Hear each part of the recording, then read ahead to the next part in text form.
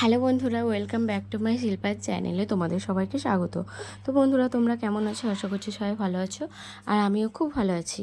তা আমি তোমাদেরকে আজকে দেখাবো কি বলো তো, লাড্ডু। তো লাড্ডুর ভিডিও দেখাবো তোমাদেরকে। তোমরা বুঝতেই পারছো আমি কি টপিকের ওপরে ভিডিওটা করছি।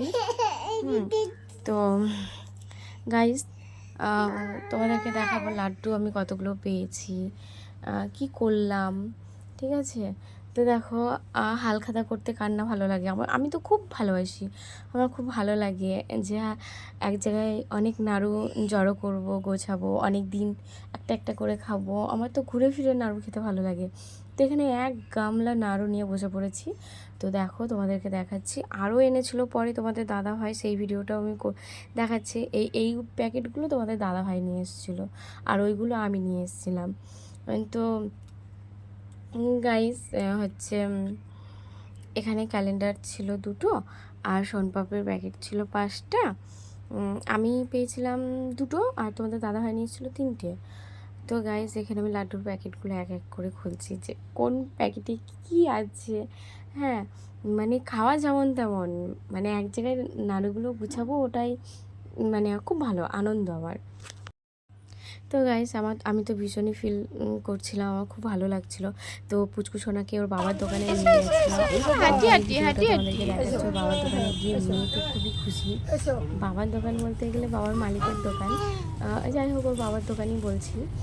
তো আবার মানে কী বলবো, ভিডিওটা আমি দেখাচ্ছি, দেখো তোমাদেরকে। এখানে লাড্ডু, সেও, এগুলো। তো গাইস, আমি এখানে কড়াইয়ের মধ্যে জল দিয়ে লাড্ডুগুলোকে রেখে দিলাম ভালো করে, কারণ জলের মধ্যে রাখলে না লাড্ডুগুলো ভালো থাকে।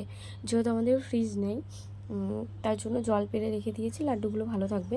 আর এখানে সোনপাপড়ির প্যাকেটগুলো আছে, তো একটা একটা করে সবাইকে দেবো। ঘরে রেখেছি, একসাথে খাবো না, পরে খাবো। তো গাইস, চলো, তারপরে সন্ধ্যাবেলায় বেরিয়ে পড়লাম। তারপরের দিন সন্ধ্যাবেলায় বেরিয়ে পড়লাম বাবার বাড়ি যাব বলে। তো আমি এখানে জিয়াগঞ্জ স্টেশনে দাঁড়িয়ে ভিডিও করছিলাম, ভাবছিলাম রিলস করব। তো রিলস করতে পারলাম না, ভিডিওটাই করছিলাম তোমাদেরকে দেখাবো বলে।